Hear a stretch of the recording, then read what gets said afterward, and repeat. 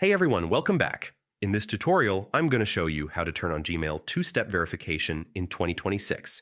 It's an easy way to keep your account extra secure, and yeah, I'll walk you through it step by step. First, open Gmail and sign in with your email and password. Make sure you're using the account you want to secure. Once logged in, click your profile icon in the top right corner and select Manage your Google account. This is where all your security settings live. Next, navigate to the Security tab on the left menu. Scroll down until you see two-step verification.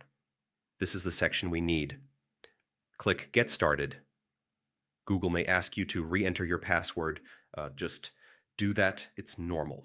Then you can choose how you want to receive your verification codes via text, call, or Authenticator app. Follow the prompts to verify your phone number or app.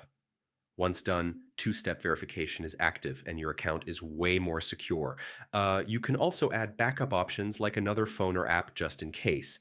And that's it. You've successfully turned on Gmail two-step verification for 2026.